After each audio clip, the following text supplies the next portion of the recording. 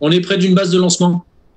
Oui, non, c'est normal, ça. J'ai un axe routier qui est juste à côté et oh, c'est une petite partie sonore. Après, pour l'instant, vous pouvez encore parler. Il n'y a personne qui rejoint. Si, moi, je te rejoins. Ouais. Il y a des premières personnes qui sont déjà là. Ouais, il y a Céline. Ah, bah super.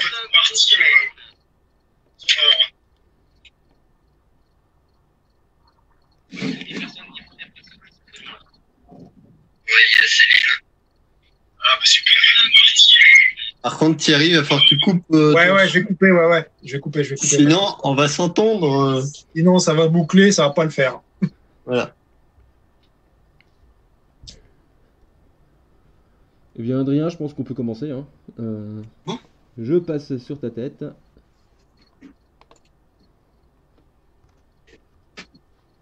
C'est bon? C'est bon, tu as la parole. Bonsoir à tous. On espère que vous avez pu suivre un peu toutes les activités de cette journée et que ça vous a plu. Donc moi, c'est Adrien Dupuis, donc je suis président du PS in Space, donc club d'astronomie d'Université Toulouse 3, où on fait conférences et animations grand public et projets d'observatoire astronomique aussi sur notre campus. Du coup, je vais laisser la parole maintenant à Arnaud Caron. Bonsoir à tous. Donc Arnaud Caron, moi je travaille à la Cité de l'Espace de Toulouse.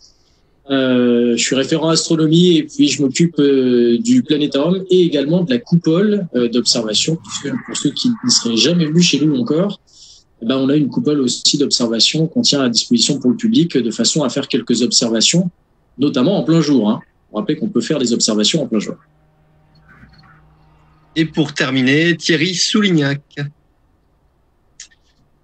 Bonsoir tout le monde.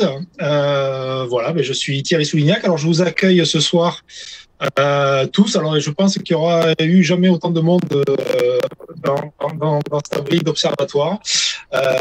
Voilà, donc on va essayer de faire des petites choses, vous présenter des petites choses ce soir. Donc moi je suis Thierry Soulignac, je suis le président du club astronomique de l'Union, donc à côté de Toulouse. Voilà, donc c'est le club d'astronomie qui s'appelle Neptunion 31.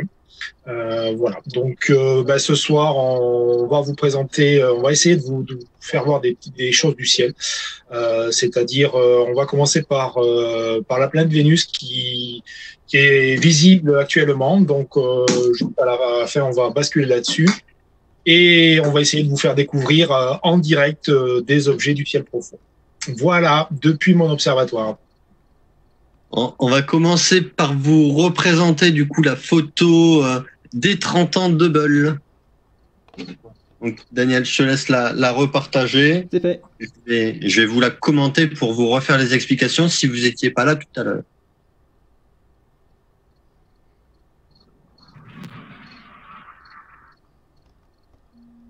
Dis-moi quand c'est bon. C'est fait Adrien. C'est bon? Alors du coup, la grande nébuleuse que vous pouvez voir, donc son petit nom, c'est NGC 2014 pour les intimes. Mais sinon, pour rentrer un peu plus dans les détails, donc c'est un gros nuage de gaz, donc plutôt de l'hydrogène, donc ce que vous voyez en rouge. Mais toutes les petites étoiles, donc c'est des étoiles assez jeunes, assez actives, et du coup, elles émettent un vent solaire, pas mal de particules qui vont en fait éroder tout le gaz environnant et du coup qui vont faire toutes ces structures assez jolies, toute cette dentelle. Et sur la seconde nébuleuse, donc qui est de couleur bleue, donc qui s'appelle NGC 2020. Donc celle-ci, elle est beaucoup plus particulière. Donc au centre de la nébuleuse, vous pouvez voir une étoile. Elle est 200 000 fois plus lumineuse que le Soleil et 15 fois plus massive que le Soleil. Donc c'est vraiment un petit monstre au milieu de cette nébuleuse. Et en plus, c'est une étoile d'un type assez rare. Donc c'est une étoile Wolf Rayet. Et c'est des étoiles en fait qui vont éjecter les couches externes de gaz de cette étoile. Et du coup, tout ce que vous voyez autour de l'étoile, c'est le gaz de celle-ci qui a été éjecté. Donc, je vais vous partager maintenant une vue plus en 3D de cette nébuleuse. Et du coup, on se rend compte qu'en fait, c'est pas du tout ce qu'on voit sur la photo. C'est 2 cônes autour de l'étoile. Donc, c'est vraiment ces belles couches externes. Donc, c'est principalement de l'oxygène qui est éjecté, donc à peu près à 11 000 degrés Celsius. Je ne sais pas si Arnaud ou Thierry, vous avez d'autres choses à rajouter. C'est un bon exemple, cette nébuleuse, parce que ce qu'il faut pas perdre de vue, c'est que nous, terriens, on a toujours le même point de vue sur tous les objets astronomiques, puisque on observe des choses qui sont extrêmement éloignées de nous. C'est pas le mouvement de la Terre autour du Soleil qui va changer grand-chose, hein, parce que finalement, le diamètre de l'orbite terrestre nous fait changer de position dans l'espace dans des proportions qui sont ridicules comparées aux distances des étoiles et des objets qu'on observe. Et tous les aspects des nébuleuses que nous, on peut voir depuis la Terre, ne sont que le résultat de notre point de vue, de notre perspective. Il ne faut pas oublier que si on changeait de coin, si on se déplaçait, si on quittait le système solaire, si on allait ailleurs dans la galaxie, hein, par exemple, les mêmes objets, on pourrait ne pas les reconnaître, ils auraient des allures très différentes. Alors là, c'est le cas, ça tombe bien, mais c'est vrai pour pratiquement toutes les nébuleuses. Hein, ceux qui connaissent la nébuleuse de la tête du cheval, par exemple, elle a cet aspect-là que vu de chez nous. Hein. On est bien placé. On a la chance d'être bien placé. Oui.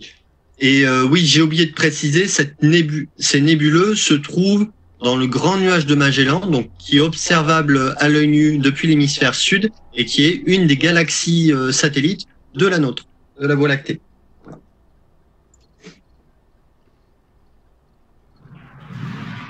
Je vais te laisser, Thierry, prendre la main.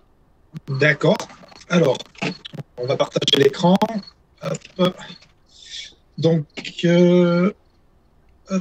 sélectionner un écran, voilà. Voilà. Est-ce que l'écran est apparu? Ouais, c'est en cours. Voilà. Donc là, on est actuellement sur la planète Vénus, voilà, qui est présente ce soir. Donc vous pouvez voir si vous regardez sur l'horizon ouest actuellement, donc l'étoile la plus brillante. De toute façon, vous ne pouvez pas vous tromper vous pouvez pas la louper. C'est l'étoile, entre guillemets, c'est l'objet le plus brillant du ciel au niveau de l'horizon ouest. Donc elle est actuellement, elle présente une phase, hein, ce que l'on appelle une phase, c'est-à-dire ça ressemble étrangement à un croissant lunaire, hein, voilà, tout simplement. Donc si on peut peut-être encore la grossir un tout petit peu ici, voilà, pour vous faire voir cette fameuse phase. Donc là, on est dans une configuration qui est pas du tout adaptée pour le planétaire. Donc c'est pour ça qu'on a un objet qui est relativement petit et qui est pas qui est pas joli, tout simplement parce que on a fait ce soir le choix de vous présenter des objets du ciel profond. Et donc par extension, on n'utilise pas du tout les mêmes instruments et imageurs pour faire du ciel profond et faire de l'imagerie planétaire. Donc là, c'est une petite extension que l'on fait, une petite exception. Voilà. Donc ça, c'est la planète Vénus. Donc vous l'avez pour ceux qui sont dehors et qui ont la possibilité de voir l'horizon ouest. Elle est très brillante.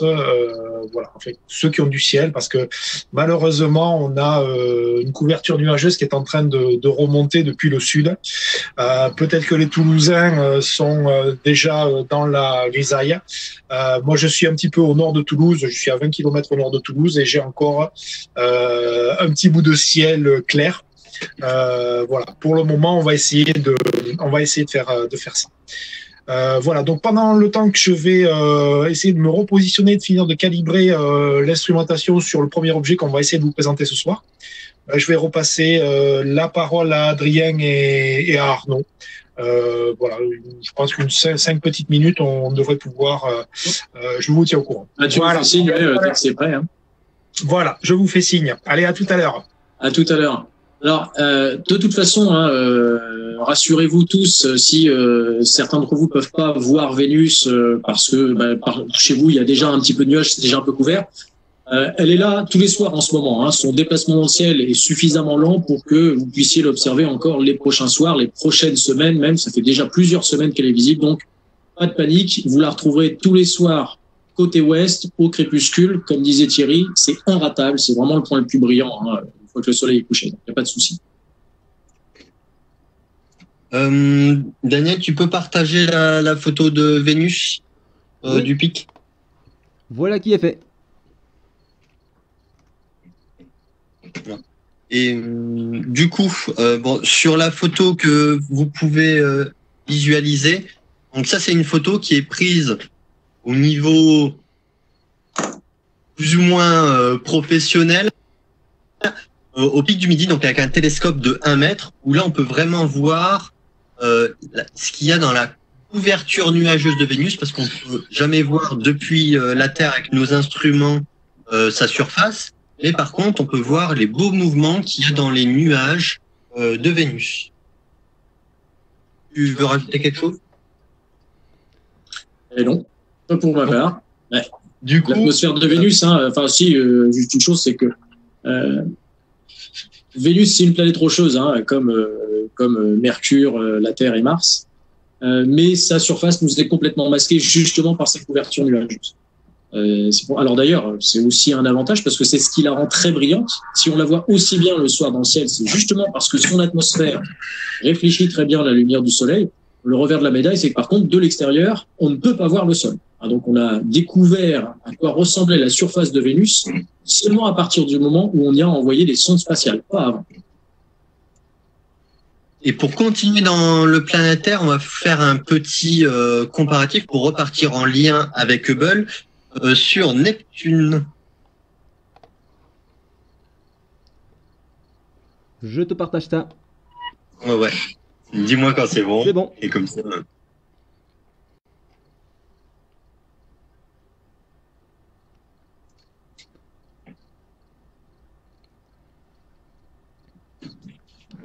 Tu as Neptune, Adrien.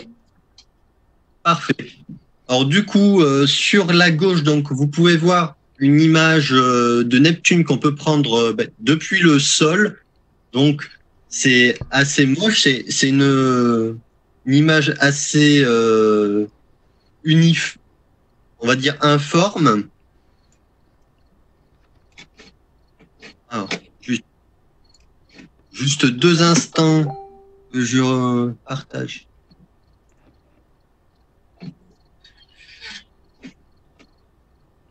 Hop. Voilà. Au centre, ensuite, vous avez donc là, cette fois-ci, une photo prise avec ce qu'on appelle de l'optique adaptative. Donc, c'est de l'optique qui permet de corriger les turbulences atmosphériques. Donc, tous les mouvements qu'il y a dans l'atmosphère qui vont en fait brouiller notre image. Et sur la droite, vous pouvez voir donc cette fois-ci une image prise par Hubble. Donc, on voit un petit gain à chaque fois en résolution. Et après, si on veut vraiment les meilleures images, on n'a pas le choix. Il faut aller sur place avec des sondes. Alors, Arnaud, tu veux rajouter? Ah oui. Donc ça, on en avait discuté un petit peu entre nous. L'observation, enfin l'astronomie de façon générale, ça se fait la plupart du temps avec des télescopes au sol. Et de toute façon, on a commencé, historiquement, l'astronomie, ça s'est commencé par l'observation depuis la Terre, évidemment. Et ce sont des observations qui ont leurs limites. Alors là, on le voit bien sur l'image de gauche. Un télescope au sol, je dirais un télescope basique sans fioriture, sans haute technologie, on voit pas grand-chose. Une des raisons principales, c'est que on observe au travers de l'atmosphère terrestre.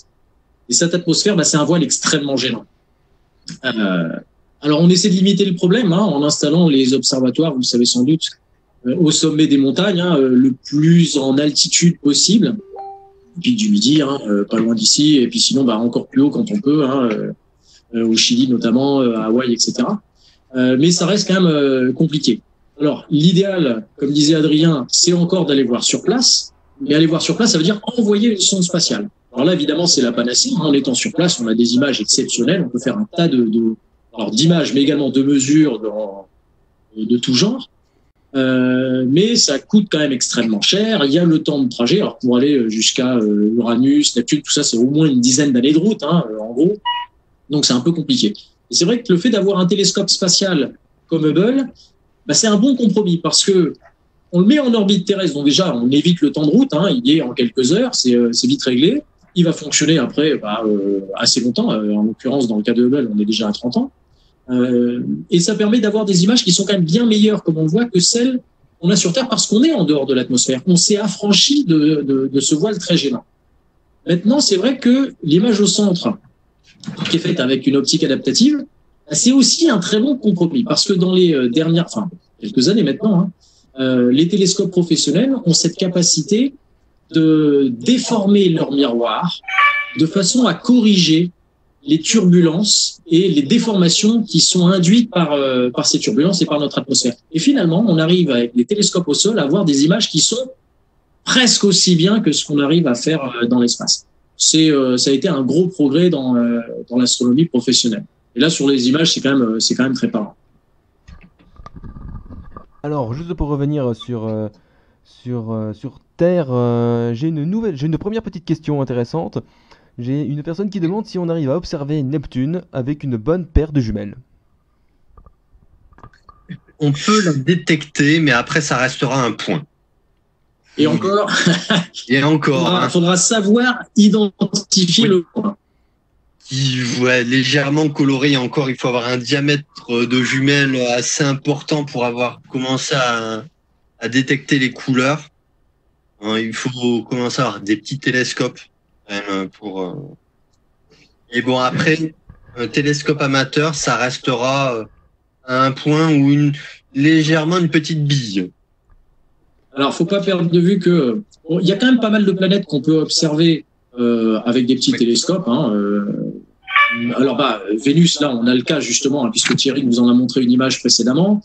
C'est également valable pour Mars. D'ailleurs, à partir de cet été, Mars, on va se rapprocher un petit peu de Mars, donc on va arriver dans une période favorable pour ça. C'est également vrai pour Jupiter, Saturne, Mercure, dans une moindre mesure, puisque Mercure est quand même plus petite.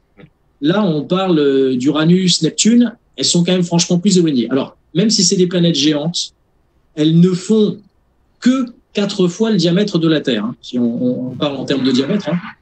Elles sont que 4 fois plus grosses que la Terre. Par contre, elles sont à plusieurs milliards de kilomètres de nous.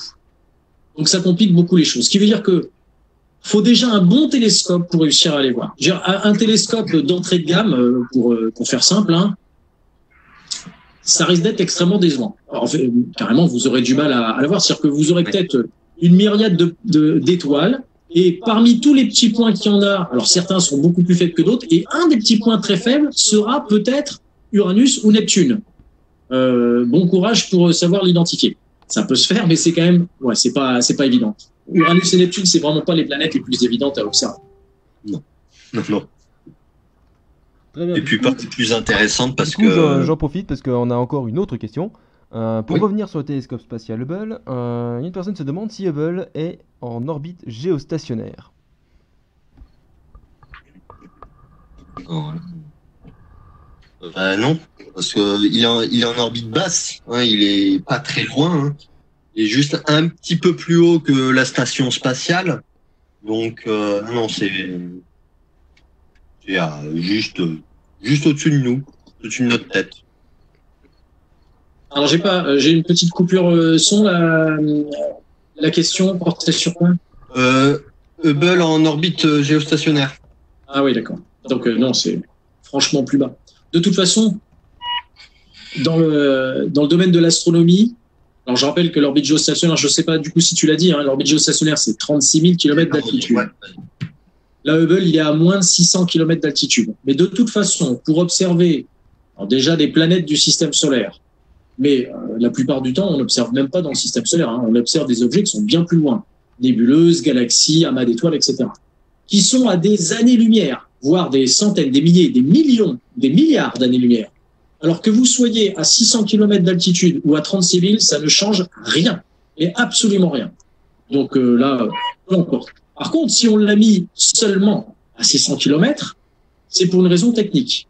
C'est parce que alors il a été mis en orbite par la navette spatiale américaine, avec en prévision la capacité de pouvoir rejoindre le télescope de temps en temps, ce qui a été fait 5 fois, si je me rappelle bien, pour des missions de maintenance. Alors heureusement d'ailleurs, puisque certains savent peut-être que quand il a été mis en orbite, rapidement on s'est rendu compte qu'il y avait un défaut de fabrication sur le miroir, et résultat les images étaient très décevantes au final. Donc ils ont pu retourner en orbite 3 ans après la première mise en orbite. Il a été mis en orbite en 90 et la première mission de maintenance et de réparation du coup a été en 93. Et donc ils ont pu rejoindre le télescope pour faire des réparations et puis ils l'ont refait par la suite. Or l'altitude maximum de la navette spatiale américaine c'était 600 km. C'est la raison pour laquelle le télescope spatial Hubble se trouve là. Par contre le prochain, le remplaçant de Hubble, qui dans un premier temps va le compléter, lui, il n'est pas prévu de mission de maintenance, puisque la navette spatiale américaine existe, elle n'est plus utilisée. Il faudra qu'il fonctionne le plus longtemps possible. Puis vu la distance, c'est au point de Lagrange L2. Oui, à plus d'1 million, 1,5 million de kilomètres. 1,5 million de kilomètres de la Terre, là. Ça va être un peu compliqué. On n'a jamais envoyé, pour l'instant, on n'est pas capable d'envoyer d'humains aussi loin que ça. Rappelez-vous, 1,5 million de kilomètres, c'est plus loin que la Lune. Beaucoup plus loin que la Lune. La Lune, c'est 400 000 kilomètres. Au maximum, on est à 400 000. Voilà. Donc, voilà. Il y a d'autres questions, Daniel? Pas pour l'instant. Ok. Thierry, est-ce que tu veux qu'on partage Pas encore, pas tout à fait encore, parce que j'étais obligé de changer le champ de l'appareil photo parce que les deux objets ne rentraient pas, donc il faut que je refasse aussi la mise au point. Okay. Ça me prend un tout petit peu plus de temps. Non, t'inquiète pas de souci. Alors, si je peux faire une suggestion, est-ce que tu as l'image de Pluton par Hubble sous la main? J'ai celle avec ses satellites seulement. Ah, bon. J'ai pas l'autre pixelisé. Je vais la faire en même temps. Puisque, donc, comme on disait précédemment, la plupart du temps, les observations de Hubble concernent des objets hors système solaire. Donc, c'est ce qu'on appelle les objets de ciel profond. Et ça porte bien son nom, parce qu'ils sont très loin, en général. Mais évidemment, qui peut le plus, peut le moins. Et donc, on a pu aussi observer, et on l'a fait, les objets du système solaire, donc en l'occurrence des planètes du système solaire. Là, ce qu'on voit sur l'image, c'est donc Pluton, et Hubble a permis de découvrir des nouveaux satellites naturels de Pluton. Alors maintenant, on en connaît 5, mais il n'y a pas si longtemps que ça. Jusqu'en 2000, alors je sais plus, je crois que je sais plus en quelle année ça a changé quand on a commencé à découvrir les satellites 2 et 3. Mais jusqu'à au milieu des années 2000, en gros, on connaissait qu'un seul satellite principal, c'est Charon, qu'on voit ici. C'est grâce à Hubble qu'on a découvert les suivants. Alors d'abord 2, et puis quelques années plus tard encore 2 autres. Donc oui, avec Hubble, on a pu aussi observer le système solaire. Mais il est quand même pas, c'est pas sa mission. Alors c'est pas que c'est pas sa mission principale, et c'est sans doute pas le domaine dans lequel il va exceller le plus. Et on va essayer de vous diffuser l'image de Pluton, la photo de Pluton, la planète seule, sans ses satellites, vue par le télescope spatial Hubble. Et voilà. Voilà, c'est l'image au centre, vous trompez pas. Donc 1930 ou actuellement dans votre télescope, un point. Ouais. Avec Hubble, des pixels, et avec une sonde, voilà, on a une image correcte. C'est-à-dire que jusqu'à 2015, c'est en 2015 que la sonde New Horizons a fait un passage à proximité de Pluton, parce que c'était sa destination, c'était vraiment sa mission. Mais jusqu'à ce que la sonde arrive aux abords de Pluton, les meilleures images qu'on avait, c'est celles qu'on a au milieu. Donc c'était décevant.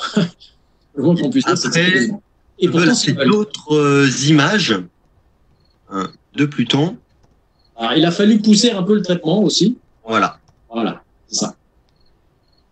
Là, on peut voir des petites nuances, mais et qui était très difficile à interpréter aussi. parce Alors, que faut pas perdre de vue, hein. Hubble, il est très bon, mais il reste quand même en orbite terrestre. Donc, ça veut dire que pour les planètes, il les observe de loin quand même, hein. Donc là, on voit un petit peu les limites, et c'est pour ça qu'on a exploré, je dirais, le système solaire, pas avec les télescopes spatiaux, mais avec les sondes spatiales. Finalement, ça reste quand même alors très coûteux, mais ça reste quand même le meilleur moyen d'avoir les meilleures images, les bonnes informations. oui, quand on voit la différence avec ces phases de Pluton et puis l'image de New Horizons, ça n'a rien à voir. Alors, on a découvert Pluton à ce moment-là, en fait, hein. On a vraiment découvert cet objet en 2015. Daniel, tu disais des questions? Oui, j'ai 2 questions dans le chat, mais j'ai vu que Thierry avait peut-être une image à disposition déjà. Oui, tout à fait. Il y a une première image qui est sortie pendant la calibration. Alors, on va dire priorité au direct. Voilà, en direct. Alors, je vais reprendre l'écran. Ouais. Je t'ai redonné la main. Voilà. Hop. Donc là, je vais juste vérifier que ce soit sur l'écran numéro 1. Adrien, tu me dis quand c'est OK, si c'est visible. Ah là, tu peux prendre la main, il n'y a pas de souci. OK. Là, normalement, je suis censé avoir partagé l'écran. Est-ce que c'est visible? Pas encore. Encore, non. ça arrive.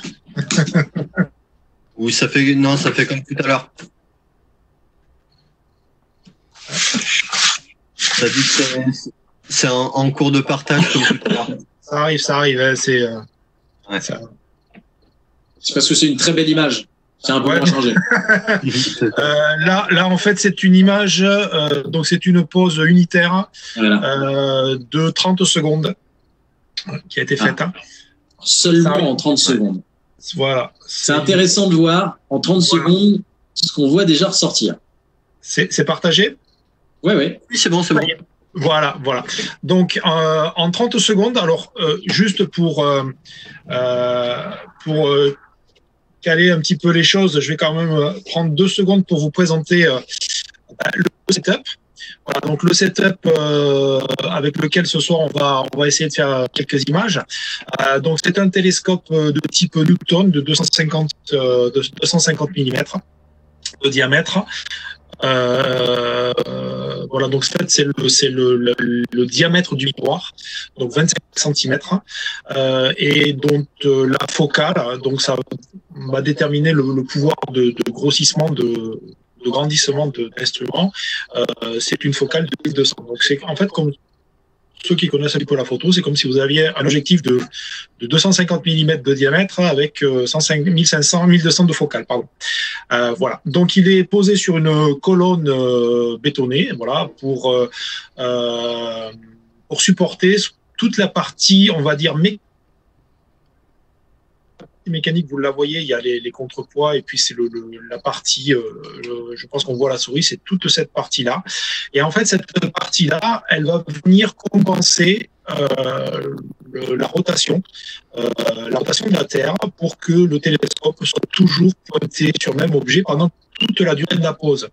Parce que vous imaginez bien que là, on fait une pause de 30 secondes, mais quand on va tout à l'heure faire des pauses de 1 minute ou voire 2 minutes, à ce temps-là, au grossissement avec lequel on va travailler, si on a un système mécanique et électronique qui est capable de suivre l'étoile, on va avoir un flou de bouger, et effectivement, ça ne sera pas du tout exploitable. Voilà, donc ça c'est le setup. Juste pour vous, voilà, donc il y a forcément une partie informatique avec tout un tas de logiciels qui sont lancés qui va permettre de contrôler l'ensemble du système. Voilà un petit peu pour les présentations. Alors, vous pouvez voir Hop, voilà, en grand, cette fois-ci. Donc, on a deux objets qui sont en fait deux nébuleuses, deux galaxies, excusez-moi. J'étais en train de passer à autre chose. Alors, pour ceux qui ont de la possibilité de voir un petit peu de ciel, je vais vous situer un petit peu l'endroit où est-ce qu'on est là. Donc, je pense que tout le monde sait reconnaître dans le ciel la Grande Ourse. Voilà, donc la Grande Ourse, c'est cette constellation traditionnellement que l'on appelle la grande casserole, mais qui en fait n'est pas une grande casserole, quand on regarde un petit peu le positionnement des étoiles. Donc, je vais parler de façon assez simpliste de la fameuse grande casserole. Donc, vous allez, quand vous regardez cette casserole, vous prenez la partie supérieure de la Grande Ourse, donc la pointe carrément de la Grande Ourse du bac, et vous avez Ursa Major, donc qui est l'étoile alpha que l'on appelle, donc la première étoile, l'étoile la plus brillante de la constellation. Voilà, et on est en gros quelques secondes d'arc à côté. Donc seconde d'arc, c'est une mesure d'angle. Donc on est dans ce secteur-là. Et dans ce secteur-là, on a beaucoup de galaxies. Donc là, on est sur la galaxie M82. Donc on voit très très bien le cœur. M81, pardon. On voit très bien le cœur qui est au centré, et peut-être que vous commencez à voir, je ne sais pas, selon la compression qui va être appliquée au niveau de Facebook, on commence à voir ici en fait le bras spiral, une partie du bras spiral de la galaxie. Donc on va augmenter les poses pour pouvoir essayer de le faire apparaître. Voilà. Donc ici on a une première galaxie, et ici on a une deuxième galaxie, voilà, qui s'appelle M82. Donc le M, c'est tout simplement parce que c'est Charles Messier, donc l'astronome Charles Messier, qui a établi un catalogue des objets. Je pense que c'était, alors j'ai pas la date exacte, mais il me semble que c'était soit 18e, soit 19e siècle. Donc il a établi un catalogue des objets référençant un peu plus d'une centaine d'objets qui étaient à l'époque visibles avec des petits instruments. Donc il a référencé une centaine d'objets et les a classés par ordre croissant en mettant la lettre M devant comme Messier. Voilà. Donc nous avons ici M81, la galaxie M81, et la galaxie ici M82, donc Messier 82. J'ai pas les distances sous la main. Je sais pas si en bac, voilà, Adrien, tu peux nous donner ça. Je pense qu'on est à une trentaine de millions d'années-lumière à vérifier. Voilà. Donc vous avez, voilà. Donc ce que je vais faire, je vais continuer à faire à cumuler les poses pour essayer de vous faire voir un petit peu les bras spiraux, hein, qui vont apparaître ici. Vous avez ici aussi sur M82, c'est intéressant de le voir. Peut-être que si on grossit un tout petit peu plus, vous avez une petite partie rougeâtre là, hein, sur le cœur de cette galaxie. Et en fait, ce sont des éjections de matière qui sont au cœur de cette galaxie là. Voilà, donc je vais vous repasser la main, je vais continuer à faire des acquisitions. Je vous retrouve d'ici, je pense, 5-10 minutes. Je vais essayer de cumuler des pauses pour pouvoir vous faire apparaître un petit peu quelques détails supplémentaires au niveau de ce couple de galaxies, voilà, qui se trouve juste au-dessus de la Grande Ourse. Voilà, mais je sais pas, Adrien, Arnaud, vous reprenez la main. Oui. Pour ce qui est des distances, donc on est à peu près à 12 millions d'années-lumière en fait. On a fallu 12 millions d'années pour que la lumière nous arrive. Voilà. Donc ce que vous voyez là à l'écran, en fait, la lumière qu'on a réussi à capter, elle est partie il y a 12 millions d'années. Et tout à l'heure, on va essayer sans rien vous dévoiler, on va essayer d'aller encore plus loin. Mais quand je dis plus loin, c'est vraiment plus loin. Franchement, plus loin. Voilà. Donc là 12 millions d'années. Voilà. Vous avez la chance de voir de la lumière qui est partie depuis 12 millions d'années ce soir. Voilà. Je vais partager mon écran pour que vous voyez un peu mieux où ça se situe dans le ciel. Voilà. Récupère l'écran, moi je continue à empiler les pauses. Voilà. Du coup, j'ai j'ai pointé du coup sur un planétarium, donc en l'orientant au nord. Donc vous avez à peu près ces deux galaxies, donc sous la constellation voilà de la Grande Ourse. Alors la Grande Ourse, hein, préciser là, elle est à l'envers hein, sur cette vue-là par rapport à la forme de 4 à laquelle on est habitué. Hein. Le récipient habituel, Voilà. Tout le petit corps, voilà, qui repart par là, comme ça. Voilà, ça c'est, on va dire, la petite partie de la Grande Ourse qu'on connaît. Après, il y a plein d'autres étoiles secondaires. Et du coup, juste en dessous, vous avez les deux galaxies. Donc, elles sont à peu près à 60 degrés d'altitude. Voilà. Donc, plein nord, 60 degrés d'altitude. Alors, évidemment, donc, ça, vous avez c'est pas... plein nord, vous retrouvez la Grande Ourse, et c'est juste en dessous. Voilà. Alors, ne les cherchez pas à l'œil nu, hein. Vous les verrez pas à l'œil nu. Pas non plus aux jumelles. Il faut quand même des petits télescopes pour les voir. Alors, ce qu'a dit Thierry à un moment, hein, c'est qu'il allait donc cumuler des pauses. L'idée, c'est que nous, quand on observe le ciel à l'œil nu, le ciel nocturne à l'œil nu, tous ces objets nous échappent. Alors, certains, parce que de toute façon, ils sont trop petits, mais d'autres, par contre, sont largement assez gros, leur taille apparente dans le ciel, c'est largement assez gros pour qu'on puisse éventuellement les voir. Pourtant, on les voit pas et c'est un problème de luminosité. Un problème de luminosité, ces objets sont très loin, on en reçoit très peu de lumière et surtout, le point le plus important, c'est que l'œil humain n'est évidemment pas du tout adapté, il n'est pas fait pour l'astronomie, il n'est pas du tout fait pour la vision nocturne, bien au contraire. Et donc ça, c'est évidemment un gros préjudice. Alors, ce qu'on fait avec un télescope, c'est que déjà, de par le diamètre du télescope, donc là 250 mm de diamètre, hein, ce que disait Thierry, déjà le télescope va cumuler beaucoup plus de lumière que l'œil humain. Et en plus, on fait plusieurs photos. Donc on va récupérer la lumière qui arrive et on va en accumuler. Et plus on fait les photos, et ben plus on va accumuler cette lumière pour révéler des détails qui sont de plus en plus faibles et finalement les faire apparaître. Donc c'est pour ça que là, il a déjà fait une première image, il va en rajouter une deuxième et puis une troisième et on va normalement en voir de plus en plus sur la photo. C'est en astrophoto, hein, en photo astronomique, on fait tous la même chose, on est obligé de cumuler un grand nombre de poses pour pouvoir voir apparaître les objets. Voilà. Tu veux qu'on représente quoi? Mais je te laisse décider. Alors, on a plusieurs questions d'attente, hein, toujours. On a toujours plusieurs questions d'attente. Oui. Ah, vas-y sur les questions. Alors, j'en ai une première qui demande comment est commandé Hubble. Au sol, hein, il y a un comité.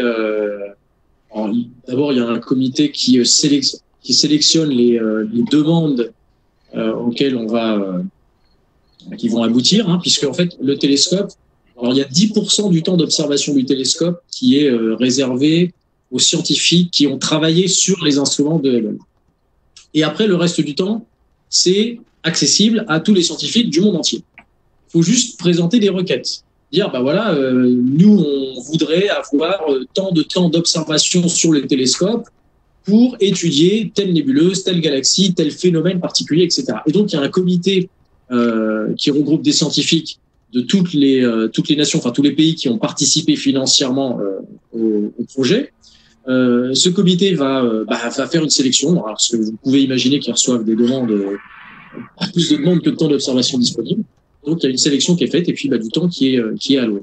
Et donc, après, il est piloté depuis le sol. On va envoyer les informations, les commandes vont être envoyées par des relais vers des satellites, notamment par des satellites en géostationnaire. Donc là, c'est des satellites américains qui sont utilisés, c'est les TDRS, ils s'appellent. Donc, c'est en géostationnaire, c'est sat de télécom. Et puis, le télescope spatial Hubble va donc suivre les commandes, vous lui dites, donc pointer telle direction du ciel ou telle autre. Il fait ses images, et puis quand il a fait ses images, elle va les renvoyer au sol Alors là, je crois il y a tout un réseau disséminé sur toute la planète qui a un réseau d'antennes en fait qui peuvent récupérer ces images, quel que soit le moment où ils les envoient en fait, de façon à pas perdre de temps. Puis après, tout ça c'est centralisé en centre de commande. Alors par contre, le centre de commande, d'ailleurs, je sais pas où il se trouve. Il est aux États-Unis, mais je sais pas.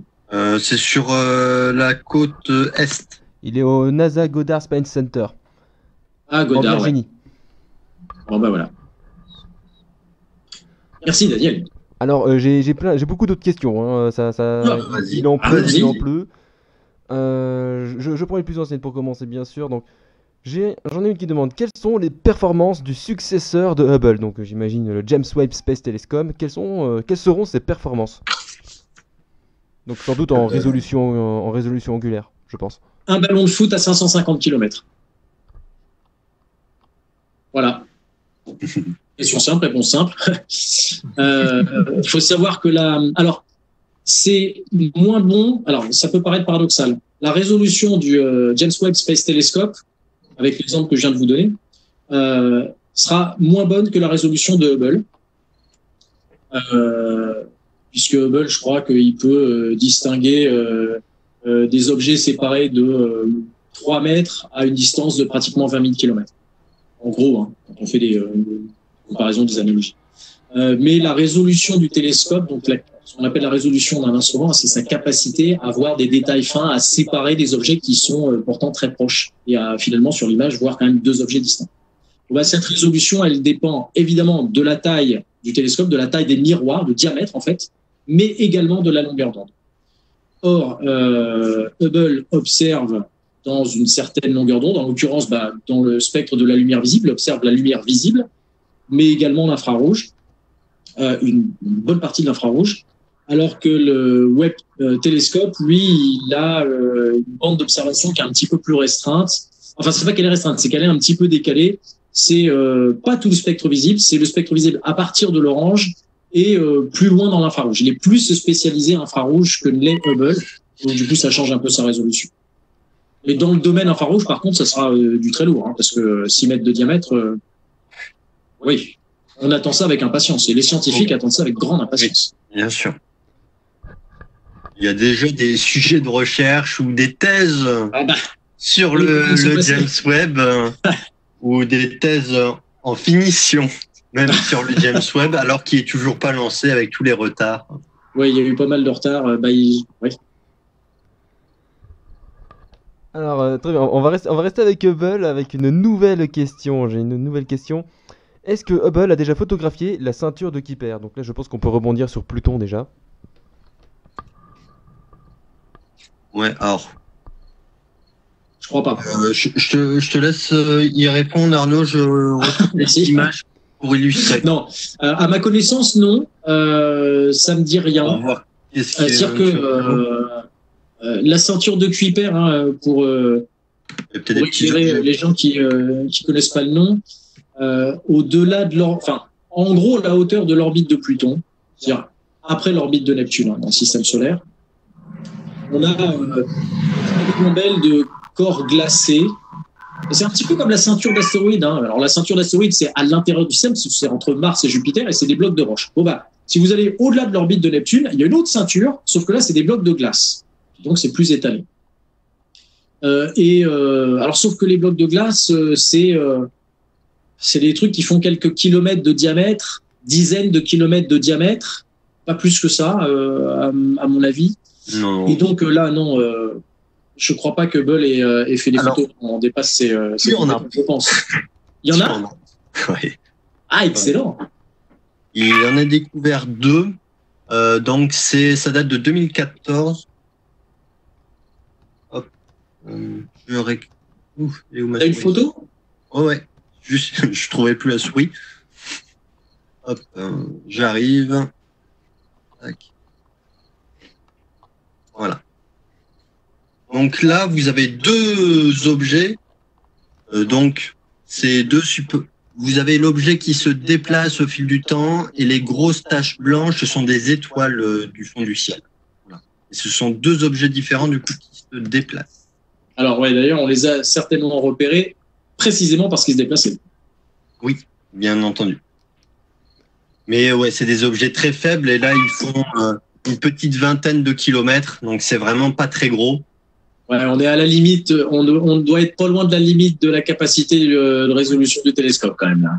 Bon, pour 20 km, enfin des objets de 20 km de diamètre côté à 5 milliards de kilomètres, au moins, on approche les limites. ouais, Mais c'est intéressant de savoir qu'effectivement ça a été possible. Pour les initiés, c'est magnitude 27. Donc c'est vraiment très très très faible. Ne cherchez pas avec vos jumelles. C'est ça que ça veut dire. Non, ce n'est pas la peine. Voilà. Très bien, Daniel, j'ai encore des questions. J'ai encore des questions. J'en ai plein, moi, des questions.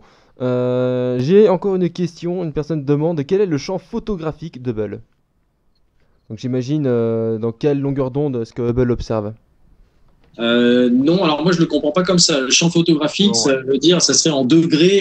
C'est-à-dire, quand on fait une image, elle fait 3 degrés de côté sur 2 degrés de large. Là, par contre, je connais pas l'info. J'ai pas l'info. Moi non plus.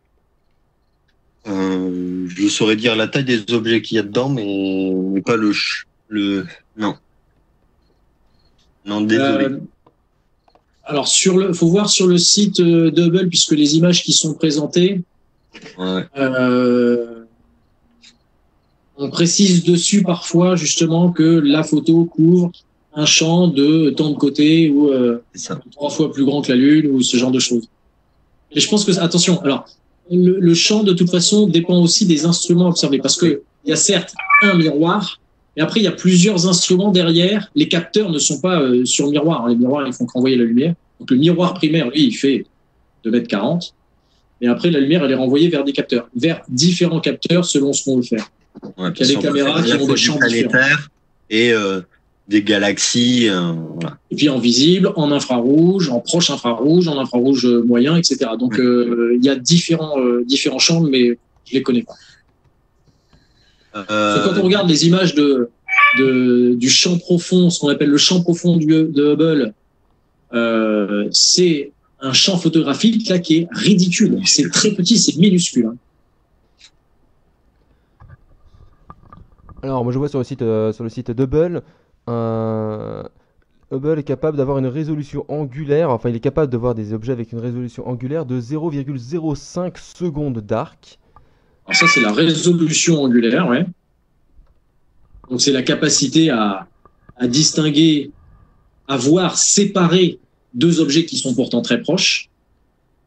Avec l'analogie que je prenais tout à l'heure, hein, dans le cas de Hubble, je crois que la résolution angulaire dont tu parles, Daniel, ça équivaut à deux objets séparés de 3 mètres vus à 15 ou 20 000 km de distance. Je sais. Alors, l'exemple qui est donné, c'est comme regarder une paire de mouches séparées d'1 mètre, mais des mouches qui sont à Tokyo, mais les regarder depuis Washington DC. Ah oui, voilà.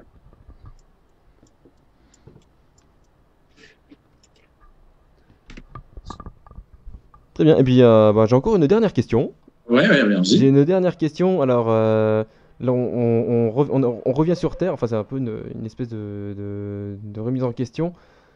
Hubble a été propulsé à... Ah non, pardon, autant pour moi, je me trompe de texte. Voilà, d'un point de vue pratico-pratique, que pensez-vous des nouveaux télescopes développés ? Je pense notamment au Stellina, dont parlent beaucoup de youtubeurs. Oui, Amixem a sorti une vidéo dessus il y a 1 ou 2 jours, je sais plus. Et donc voilà, quel est votre avis sur ces nouveaux télescopes d'aujourd'hui ? Tu veux commencer dessus ou... Ah non, pas du tout. Parce que je les connais pas. Alors, moi j'en ai testé un. Or, c'est bien si on veut faire de l'astronomie sans la pratiquer, sans rien connaître, et juste avoir son image sur son téléphone. Donc moi, alors c'est les amateurs qui aiment mettre mon œil sur l'oculaire et chercher mes objets, faire mes réglages pour obtenir mes photos. Je trouve ça dommage. Voilà. Après, c'est très bien, on obtient rapidement des photos, ça fait ses réglages tout seul. Bon, c'est sympa. D'accord. Alors je vois ce dont tu parles. Alors je me rappelais pas du nom. Et je vois ce dont tu parles. Alors moi personnellement, je les ai pas essayés non plus. Je les ai découverts lors de différents salons. Ça a l'air très intéressant. C'est très attrayant, très flatteur, évidemment, puisque ça rend accessible le plaisir de l'astrophoto. Parce que quand on fait de l'observation, alors tout à l'heure je disais que l'œil humain n'était pas assez sensible et donc on compensait avec les capteurs des appareils photo mis derrière des télescopes. Et c'est vrai que nous, quand on fait de l'observation, même avec de gros télescopes, hein, on voit jamais la même chose que ce que vous pouvez voir sur les photos, comme les photos de Hubble par exemple, les photos des magazines, etc. On n'a jamais autant de détails, on n'a jamais, rarement des couleurs. Donc de ce point de vue-là, c'est très frustrant. Et pour compléter, on fait des photos. Là, c'est vrai que ça a l'air assez intéressant parce que c'est des instruments qui... Et faire de la photo du ciel, attention, hein, c'est loin d'être facile. C'est extrêmement exigeant d'un point de vue technique, d'un point de vue connaissance. Ça se fait, hein, mais enfin, je veux dire, voilà, c'est un cran au-dessus de l'observation. Ça vient pas tout seul. Et quand on a réussi une photo, vraiment, on l'a mérité. Et les instruments comme ça, justement, changent un peu la donne parce que ils vont permettre à des gens qui connaissent pas très bien de faire des photos et de faire des photos qui sont réussies. Donc de ce point de vue-là, c'est effectivement très attrayant. Je pense que l'astrophoto va probablement prendre cette direction progressivement. Après, je rejoins Adrien, quand on est astronome amateur depuis un certain temps, qu'on a l'habitude d'observer, il y a aussi la partie du plaisir de la recherche de l'objet.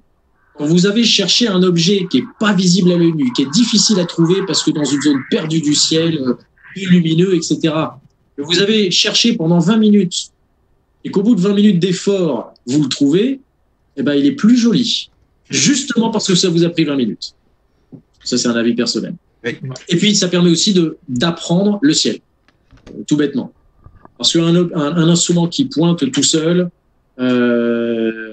alors, il y en a déjà plusieurs sur le marché, le système de pointage automatique, mais là, ça pointe tout seul. Et en plus, ça fait les photos, ça les traite, etc. Oui, c'est bien, vous avez le résultat final, mais sans avoir appris toutes les étapes précédentes. Donc là, c'est vraiment une question de goût, je dirais. Oui. De ce côté-là, je rejoins complètement Arnaud, puisqu'on a ce genre de questions qui sont posées directement nous au club. Effectivement, c'est un instrument qui est très flatteur parce que ça permet aux gens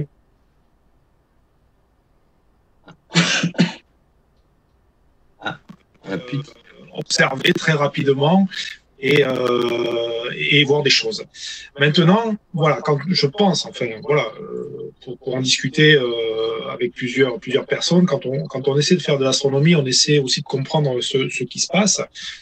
Et là, alors que ce soit de l'astronomie pour faire de l'astrophoto ou pour simplement faire du visuel, ce qu'on appelle de l'observation visuelle, si c'est simplement je dirais prendre un instrument, le poser, appuyer sur un bouton et puis regarder dans un oculaire qui en fait ce n'est pas de l'optique, puisqu'en fait au final, techniquement, c'est simplement une caméra qui vous reprojette l'image sur un écran. Voilà, ni plus ni moins. Donc autant le faire directement sur un ordinateur. Voilà. Alors c'est très bien pour les gens effectivement qui veulent pas s'embêter, c'est transportable, ça flatte l'œil. Franchement, c'est très abouti comme système. Il y a pas de problème.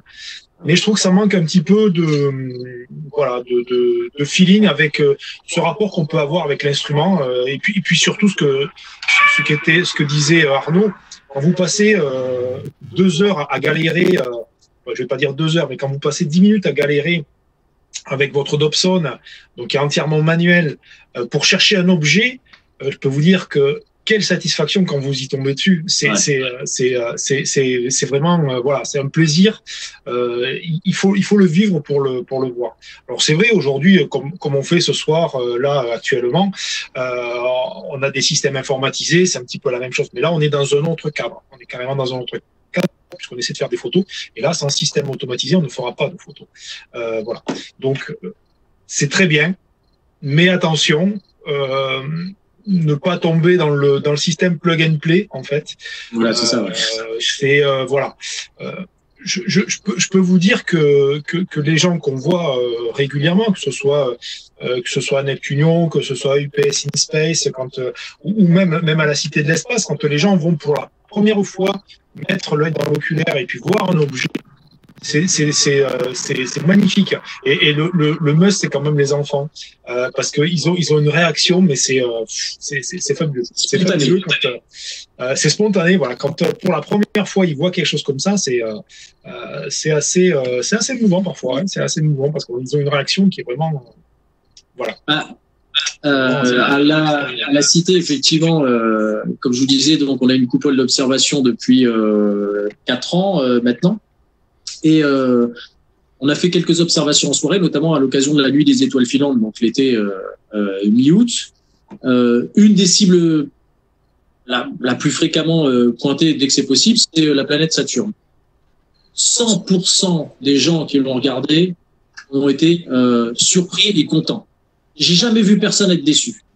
Ou ne serait-ce qu'être vaguement intéressé. Genre, ah oui, c'est pas mal. Non, j'ai jamais entendu ça. Regardez une image qui a été faite automatiquement sur quelque chose qui ressemble à un oculaire, mais qui n'en est pas un, effectivement, comme disait Thierry, ça, faut oublier que c'est un écran, en fait. Qu'est-ce que ça apporte de plus que d'aller chercher l'image sur Internet? Alors oui, on a quand même un instrument, donc ça se rapproche de l'astronomie, mais c'est vrai qu'on perd une partie du plaisir. Par contre, techniquement, c'est une belle prouesse. Je pense que ça va intéresser et ça aura beaucoup de succès auprès d'une partie du public astronomique, intéressé par l'astronomie. Et puis il y a une autre partie des astronomes qui resteront plus intéressés par l'astronomie, j'allais dire à l'ancienne, hein, donc en cherchant ces objets soi-même, quitte des fois à avoir des difficultés, parfois à ne pas les trouver d'ailleurs, et finir par laisser tomber, ça arrive aussi. Enfin, moi, ça m'arrive de temps en temps. Eh ben oui, mais c'est le jeu, c'est comme ça. Et on apprécie d'autant plus ce qu'on trouve. Mais ça, évidemment, ce sont des avis personnels. J'ai une première image à vous soumettre, donc de 200 secondes. Voilà, ça y est, ça arrive. Alors Thierry, juste avant de reprendre de ton direct, je vais juste conclure le débat sur le Stellina en rebondissant sur ce que disait Arnaud au début sur rendre accessible l'astrophotographie. Je précise que l'ordre de grandeur du prix d'un Stellina est de 4000 € pièce. Voilà. C'est pas avec ça que vous allez commencer, à mon avis. Mais bon, c'est clair. C'est parce que c'est du matériel qui est récent, qui vient de sortir. Bon, évidemment, les prix vont descendre dans le temps. Tout à fait. Et d'autant plus, il y a quand même de la technologie qu'il faut, effectivement, voilà. Il y a une partie technologique.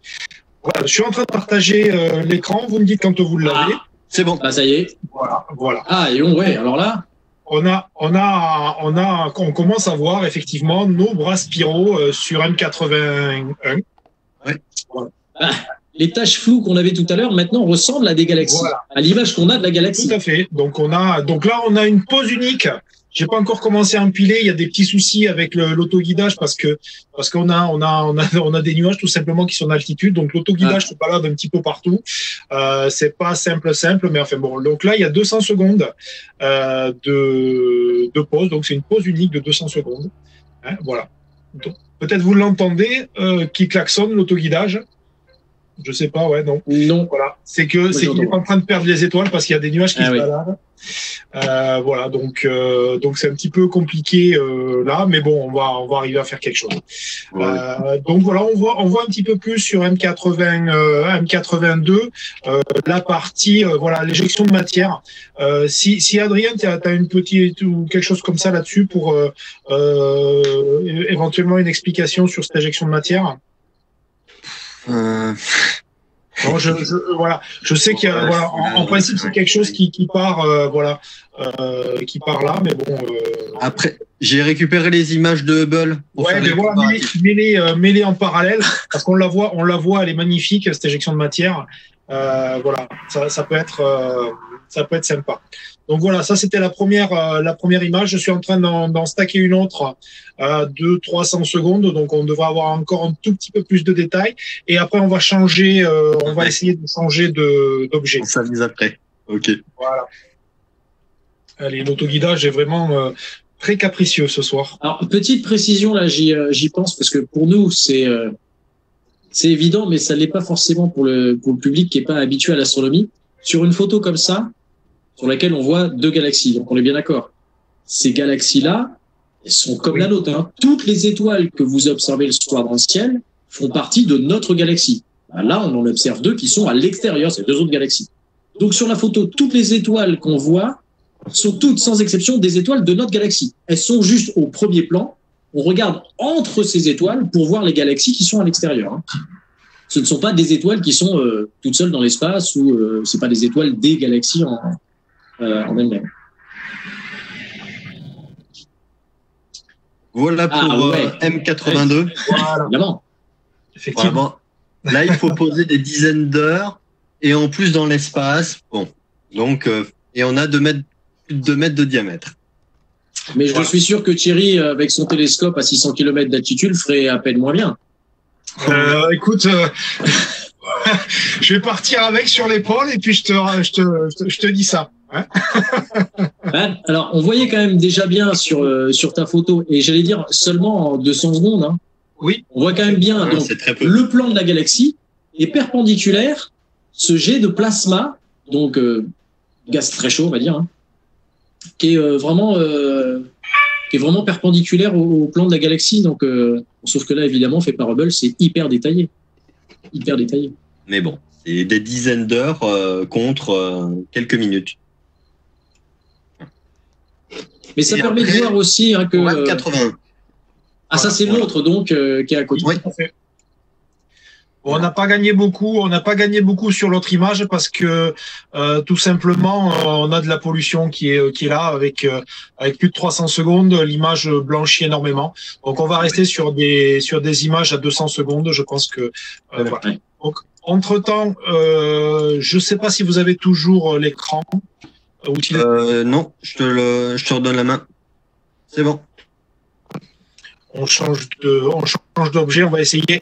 On va peut-être partir sur NGC 4919 avec le quasar, tant que voilà. On va essayer de vous faire voir quelque chose d'intéressant ce soir. Enfin, on va essayer parce que c'est pas encore gagné. Alors je repartage juste pour vous la faire voir. Elle est repartagée là? Ouais. Oui, c'est voilà. bon. Donc on voit bien, on peut peut-être grossir un tout petit peu, même si c'est pas voilà. Alors il faut expliquer aussi. Là vous voyez ce qu'on appelle une image brute. Quand vous regardez des images, quand un astronome amateur diffuse une image finale, c'est le cumul de parfois plusieurs dizaines de pauses. Hein. Donc là, c'est une pause unitaire de 200 secondes pour arriver à attraper de très très beaux détails. Alors, je pense que j'ai des petites choses pour vous faire voir. Je vais juste les récupérer. Si vous voulez mieux comprendre toute la partie traitement, vous pouvez aussi regarder l'interview de Claire Guillotot de cet après-midi. Oui, ouais, tout à fait. Alors, hop, je suis en train juste de vous chercher. Hop, où est-ce que je les ai? Je sais plus. Rapidement. Non, je ne l'ai pas là. C'était image finale, peut-être, c'est ça.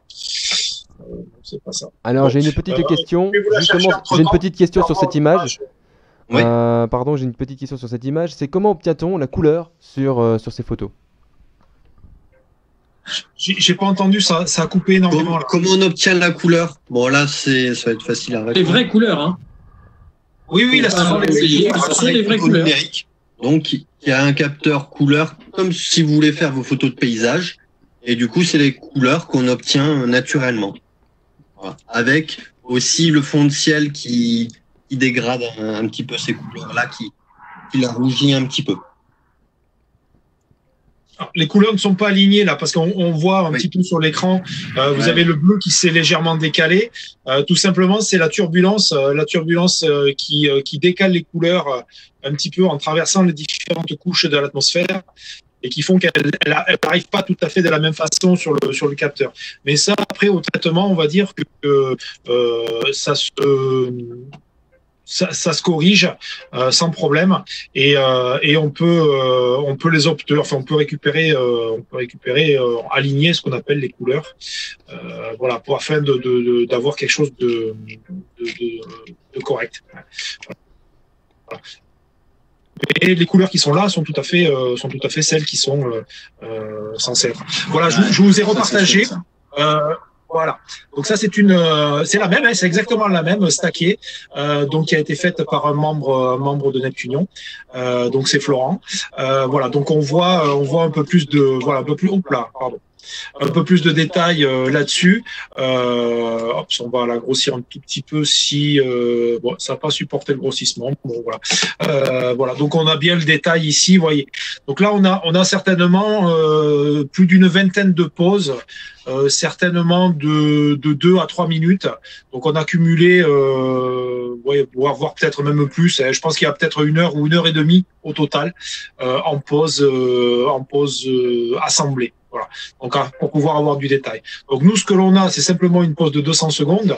Voilà. Donc là, on est à plusieurs, au moins 1 heure et demie à 2 heures de pause. Total. Et après, pour faire le lien des couleurs, sur Hubble, toutes les photos de base sont en noir et blanc.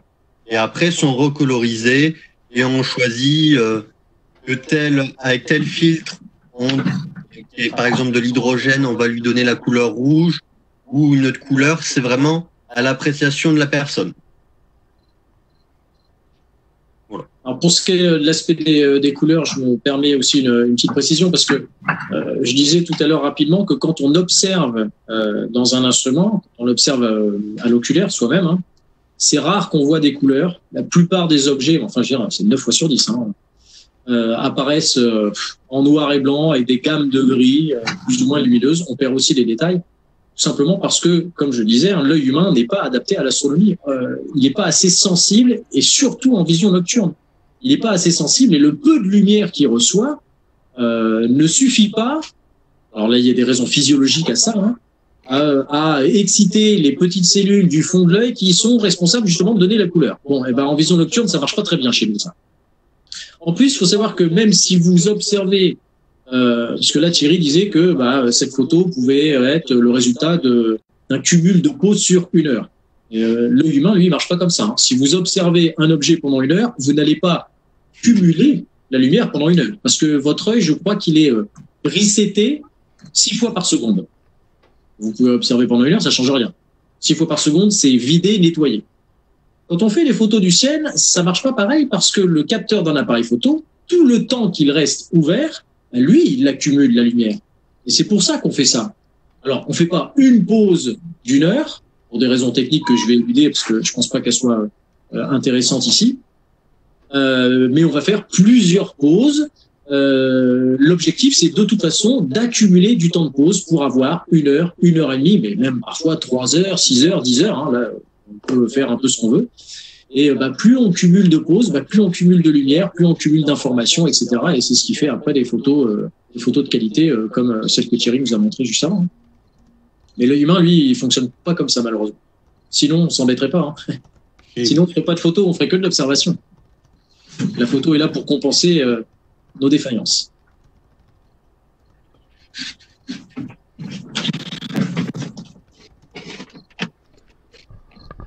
D'autres questions, Daniel? Alors oui, une petite question intéressante.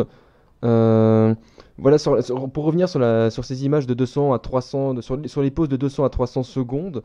Oui. Voilà une question simple. Est-ce que le télescope bouge pour compenser le mouvement terrestre?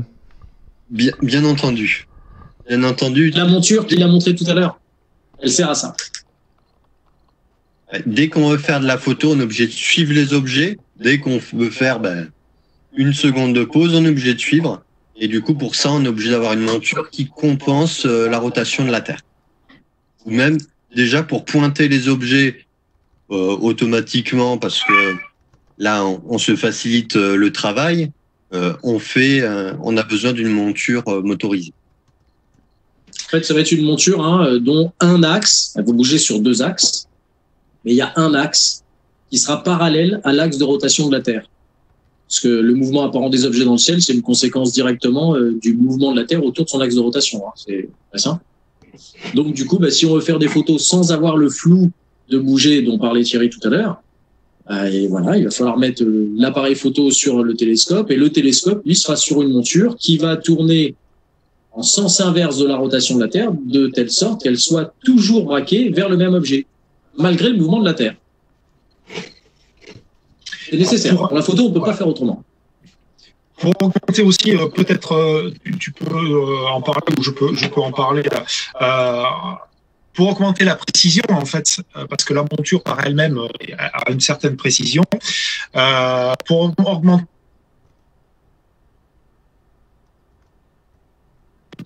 oui, certainement.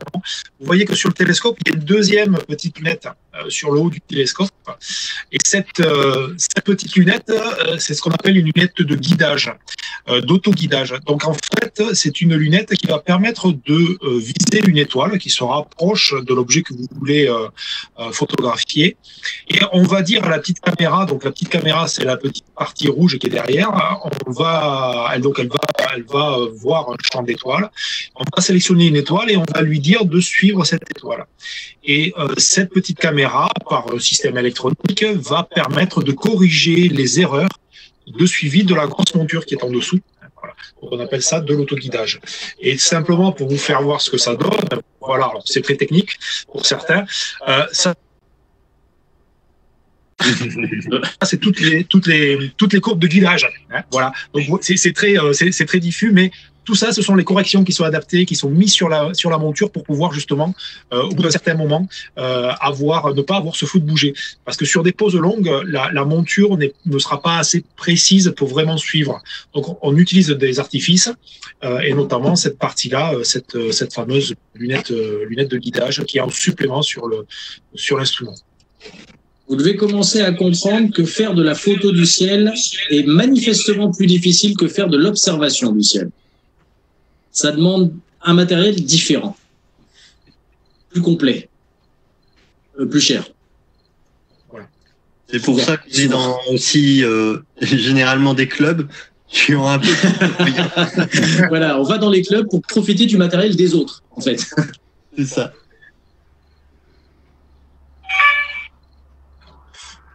D'autres choses, Daniel? Ah bah oui, j'ai encore une dernière question, nouvelle. Pour revenir sur Hubble, alors c'est une question à laquelle en fait on a déjà répondu pendant un quiz Astro. Est-ce que Hubble a-t-il déjà observé un trou noir, ou est-ce que son successeur, enfin le James Webb Telescope, pourrait le faire? Ça, j'en ai répondu. C'était une question du quiz de tout à l'heure, donc non pas directement. On va avoir des petites contributions dans le visible. Mais après, ça va être avec d'autres instruments qui vont être plus dans les rayons X ou dans le radio, où on va pouvoir avoir des contributions, soit d'étoiles compagnons qui sont autour des trous noirs, mais pas d'imagerie directe. Alors l'imagerie directe, c'est que en radio depuis le sol, et encore, c'est en utilisant tous les radiotélescopes qu'on a sur la Terre. Donc c'est vraiment très très complexe. Les trous noirs, par définition, ça fait pas beaucoup de lumière, hein. Je vous rappelle. Une des conditions dans lesquelles on peut pas voir le trou noir, mais voir ce qui se passe à proximité et qui trahit sa présence. C'est ça. C'est quand un trou noir est en train d'absorber de la matière, au moment où il est en train de manger, je dirais vulgairement. Parce que la matière, alors par exemple du gaz, hein, le gaz qui va être attiré par le trou noir va tourner autour de plus en plus vite au fur et à mesure que ça s'approche du trou noir.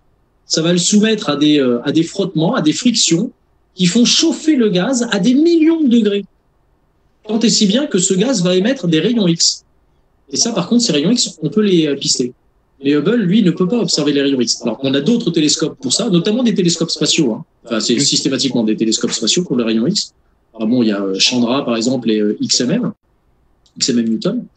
Et donc, ça, c'est des télescopes qui vont effectivement pouvoir pister ce genre d'objet. Mais Hubble, lui, n'est pas adapté, parce qu'il ne peut pas observer les rayons X. Lui, c'est lumière visible et infrarouge. Et le successeur, dont le James Webb, sera principalement infrarouge, en fait. Ouais. Donc, pour le James Webb, c'est la même chose. Pas de trou noir. Voilà. D'autres choses, Daniel? Alors, je n'ai plus d'autres questions. C'est bon? Oh, on a fait le tour. Bah, tant mieux. C'est bien. Pour le moment. Oui, bien entendu. T'as besoin à peu près de combien de temps juste pour... Je suis en train juste de recaler le système et puis allez, j'y pars dans 2 minutes. Voilà, je pense que dans 2 minutes, on devrait, j'espère pouvoir voir la petite surprise de ce soir. Alors, on peut peut-être en profiter en attendant, Adrien, pour diffuser des images faites par le télescope spatial Hubble. Je pensais notamment aux amas de galaxies type Abel et compagnie. Je vois ce que tu veux. Qui sont, ouais, je me doute, qui sont assez étonnantes et qui montrent, c'est un des exemples assez parlants, je trouve, de la plus-value de Hubble. Disons, ça fait partie des choses qui nous a permis de comprendre et de mieux connaître. Et ça, c'est vraiment Hubble qui a permis ça.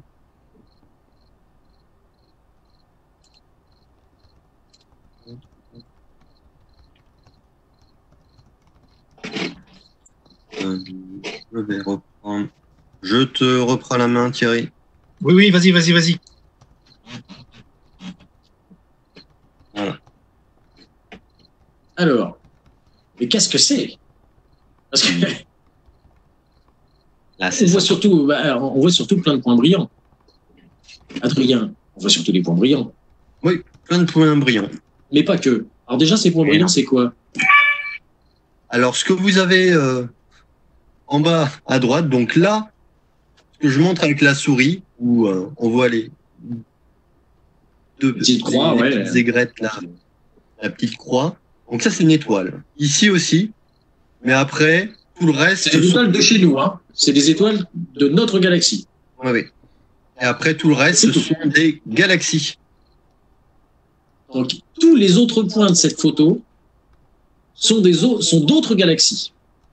Rien que sur l'image, là, il doit y en avoir plusieurs, c'est même pas plusieurs dizaines, c'est au minimum plusieurs dizaines. Alors, Hubble a fait plusieurs photos dans ce genre-là, qu'on appelle donc du champ profond ou ultra profond, en VO, le deep field, ultra deep field, extreme deep field, etc. Donc, c'est-à-dire qu'à chaque fois, on a posé de plus en plus longtemps, on a fait des photos de durée de plus en plus longue, de façon à faire ressortir des objets de plus en plus faibles, donc de plus en plus éloignés. Ça nous a permis d'accéder à des galaxies qui étaient à des distances phénoménales. Mais il y a quand même des choses sur cette photo, notamment. Il y a des trucs qui ont des formes un peu bizarres, là. Ces formes d'arc qu'on voit à droite, à gauche. Adrien, dis-nous ce que c'est. C'est ce qu'on appelle un effet de lentille gravitationnelle. Donc c'est en fait un effet de loupe, une déformation de la lumière. Donc en fait, ça veut dire que vas-y. Ouais, c'est là on a plein de galaxies. Ben, les formes en arc de cercle qu'on voit à droite à gauche, ce sont aussi des images de galaxies, mais qui sont beaucoup plus loin derrière. Leur image est juste déformée par la gravité des galaxies qui sont en avant-plan, qui sont entre nous et les galaxies les plus éloignées. Je dirais un petit peu comme si on déplace une loupe sur une feuille à carreaux, on va voir, hein, au travers la loupe, on va voir que les carreaux sont un petit peu déformés. Bon, bah là, en fait, ce qui joue le rôle de loupe, ce sont les gravités des galaxies ou la gravité de l'ensemble de ces galaxies. Et ça nous permet d'observer des galaxies qui, normalement, seraient trop loin pour qu'on puisse avoir des informations dessus. Et ça a été possible avec Hubble. Alors là, pour le coup, on a un champ d'observation qui est très très petit. Hein. C'est ridicule. C'est vraiment. Alors je me rappelle plus les chiffres. C'est ridiculement petit. Donc ça a été permis avec Hubble. Ça nous a permis aussi de se rendre compte que, alors pas forcément sur cette image-là, mais sur d'autres images dans ce genre-là, avec toujours des phénomènes de lentille gravitationnelle, alors notamment celle-ci effectivement. On se dit bon bah ok, donc on a des galaxies au premier plan là dont la gravité a déformé l'image qui était derrière, très bien. Sauf que quand on fait le calcul, on se rend compte que les galaxies qui sont au premier plan ne sont pas suffisamment massives pour déformer les images à ce point-là. C'est comme ça qu'on se dit, ah, donc il y a une partie de la gravité qui est due à une masse qu'on ne voit pas. Et c'est la fameuse matière noire dont vous avez sans doute entendu parler. C'est ce genre d'image de Hubble qui a permis aussi de la mettre en évidence. Ça n'a pas permis de savoir ce que c'était, par contre, comme vous le savez sans doute. Mais ça fait partie des apports de Hubble. Et donc sur cette photo, la partie que vous voyez un peu bleutée, donc là, ça serait la contribution en matière noire. Alors évidemment, c'est une reproduction, hein, c'est pas. On ne voit pas la matière noire. Hein. C'est juste on déduit sa position et on la met en couleur comme ça de façon à la faire apparaître.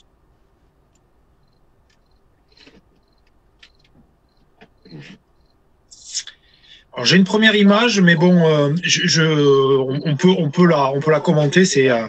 On peut commencer. Je vais lancer quand même une deuxième image un petit peu plus.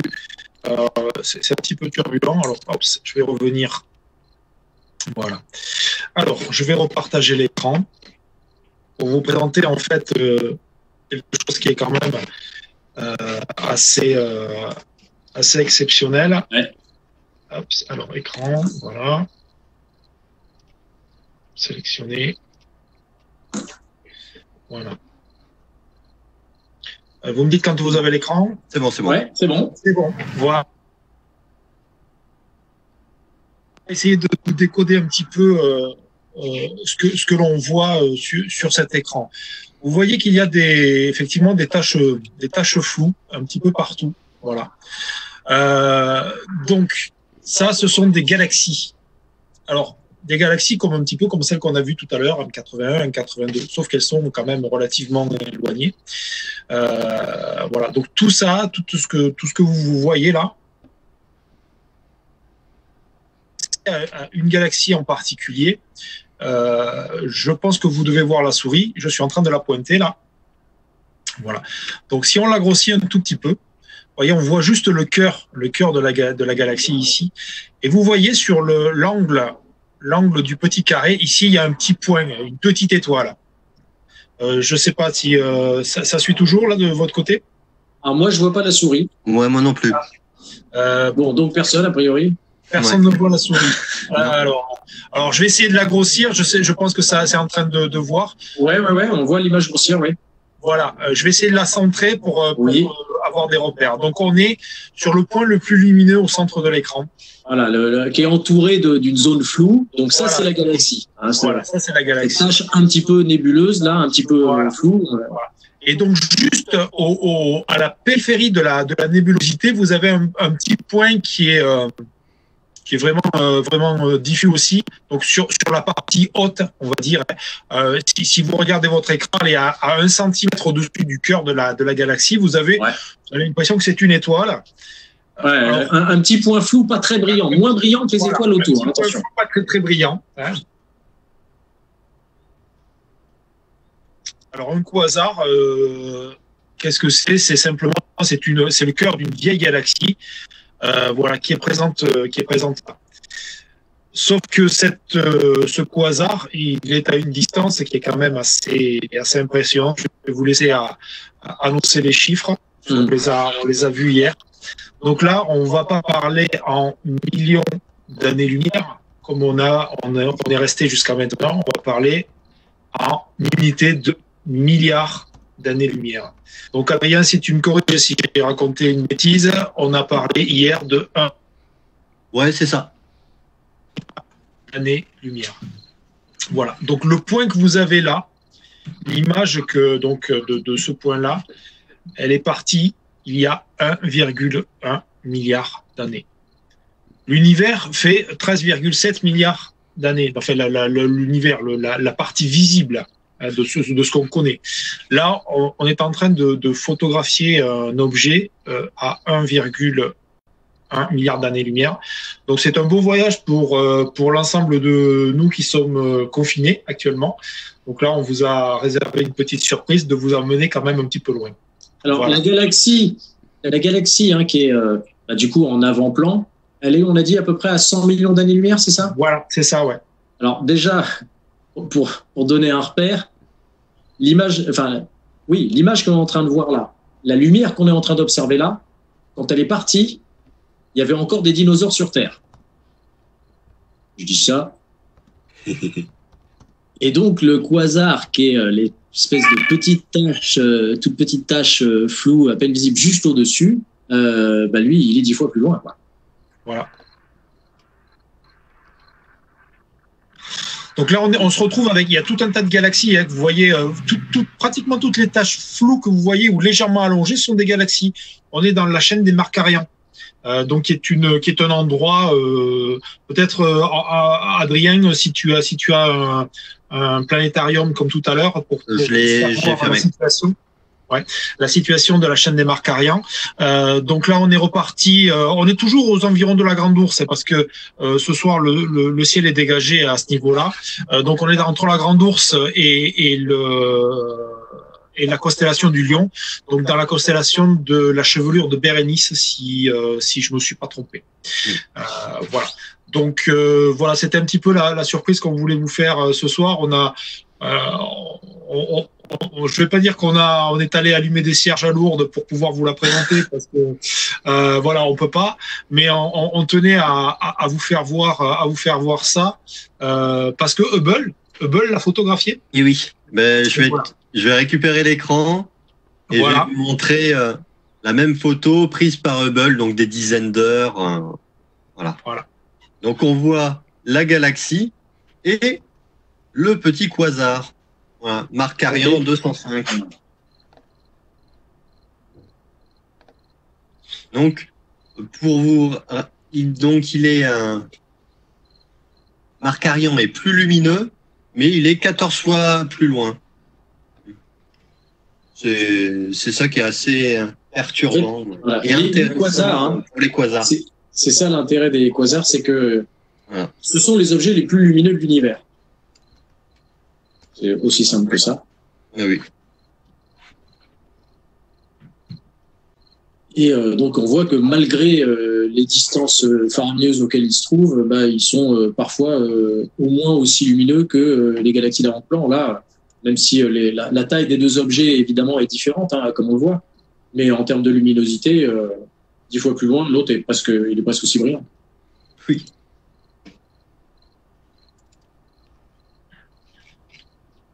Alors, ils sont tellement brillants, ces quasars, tellement lumineux, que du coup, on considère qu'ils sont probablement visibles d'à peu près partout dans l'univers. Vous êtes sans doute nombreux à avoir entendu parler des sondes Pioneer, qui ont maintenant quitté le système solaire, ou qui sont en train de quitter le système solaire. Et sur les sondes Pioneer, vous avez peut-être entendu parler de plaques recouvertes d'or, sur lesquelles il y a plusieurs choses qui ont été gravées au cas où une éventuelle civilisation extraterrestre retrouverait ces sondes. Alors en fait, la plaque indique qui a envoyé la sonde. Et donc il y a plusieurs schémas sur ces plaques. Il y a un atome de d'hydrogène, je crois. Il y a surtout donc il y a un couple d'hommes, un homme et une femme représentés à l'échelle devant la sonde, histoire de donner un petit peu la taille moyenne des humains. Et il y a surtout la localisation de l'endroit d'où vient la sonde, c'est en fait chez nous, la Terre. Et donc pour ça, il y a une espèce de forme toute étoilée. C'est la localisation du système solaire par rapport aux 14 quasars les plus brillants de l'univers. Parce qu'on s'est dit, si nous on peut les voir, vu comment ils sont brillants, normalement tout le monde peut les voir où qu'ils soient. Et ben, du coup, on va pouvoir clôturer sur cet objet. Voilà, je pense. Ah, on n'aura pas plus loin ce soir. Non, je pense que là, ça devient de plus en plus compliqué. Non, puis ça devient 23 heures. Ouais. Ça devient de plus en plus compliqué de pouvoir trouver un coin de ciel, on va dire, qui puisse permettre d'observer quelque chose. Parce que là, il y a encore des trous dans les nuages. Ouais, j'ai. Non, c'est encore aussi. On peut tenter un autre objet éventuellement. Non, mais il n'y a plus le temps. Il n'y a plus le temps, d'accord. Il n'y a plus le temps. Bon, eh ben, écoutez, il n'y a plus le temps, hein. Et on en refera une autre. En tout cas, voilà. En tout cas, c'était vraiment un plaisir de pouvoir vous faire découvrir quelques petits objets du ciel profond. Voilà. Donc, j'espère que tout le monde s'est régalé. Bah, on l'espère surtout aussi parce que là, on a quand même fait une soirée d'observation virtuelle. Oui.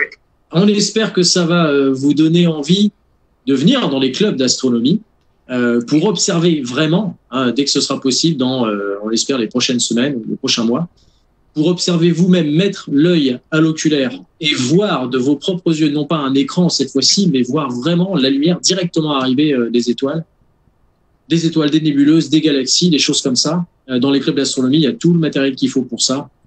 Donc n'hésitez pas à venir. Vous rencontrerez plein de gens qui pourront, en plus de vous faire observer, vous donner les explications qui vont avec, parce que c'est souvent intéressant de comprendre ce qu'on observe.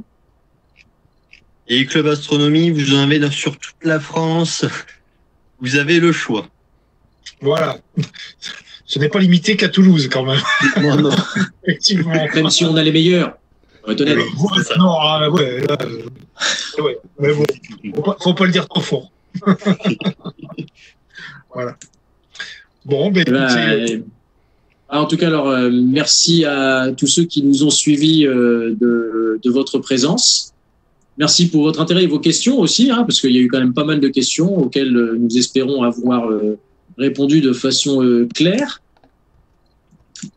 Merci à mes collègues avec qui j'ai partagé cette soirée. La première d'une longue liste, j'espère. Merci à vous, parce que c'est vrai que ça n'a pas été simple de commenter, de répondre aux questions. Tout est sans filet, quoi. C'est vraiment c'est vraiment une épreuve d'équilibriste.